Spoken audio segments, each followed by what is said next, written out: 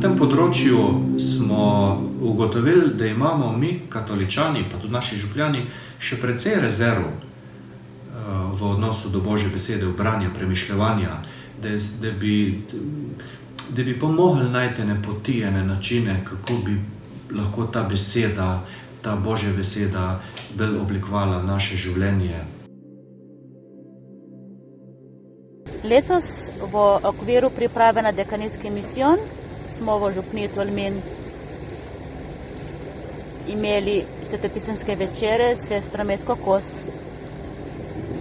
Vsak teden smo vzeli en ali dve odlomki Svetega pisma in o tem premišljavali, si podelili mnenje, izkušnje in s tem smo drug drugemu obogatili. Jasno je, srečanje potekala prek Zooma. Vesela sem novih spoznanj pri teh večerih in odločili smo se, da bomo kot družina enkrat na teden brali svetopisma. Zgodilo se je, ko sem kolesaril, ko sem se vzpenjal na Kreber nad mostom na Soči in sem se za trenutek ustavil, da se odpočijem in da nekoliko popijem in medtem občudoval jezero. No, v tem trenutku med občudovanjem jezera me je preplavil en globok občutek, ena mirnost, eno spoznanje, kot da bi mi spregovoril nek glas, ki je rekel: Božja beseda je živa. Takrat sem nekaj globoko v sebi spoznal, da Božja beseda, zapisana v Svetem pismu, ni samo mrtva črka na papirju, ki jo prebiramo v cerkvi, pri maši. Ni to izpred 2000 let. Ne, to je živa beseda, ki mene danes, v tem trenutku nagovarja, kako naj živim, me vodi skozi življenje in mi ga osmišlja. V svetopisemskih večerih me je močno nagovoril Lukov evangelij, ko Jezus ozdravi ženo, sključeno pod težo greha, in ji vrne duhovni počitek. Ozdravi jo v soboto, na dan počitka, da ji da počitek v Bogu.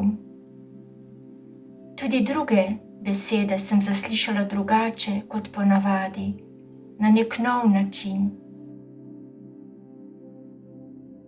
Božja beseda nama daje moč, nama daje pogum v preizkušnjah in tolažbo. Pomembno je, da se v življenju prepustim Bogu, da bo vodil moje življenje. Zato pa je potrebna molitev in klicanje k Svetemu Duhu. To so le drobci tistega, kar so mi dali svetopisemski večeri. Zame so bili kot Božji objemi, ki si jih nikoli ne naveličaš.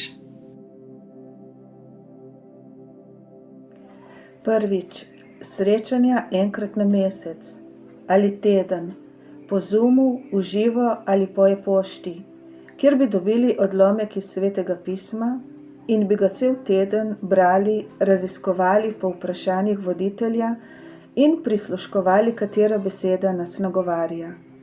Pri naslednjem srečanju bi to podelili drug z drugim.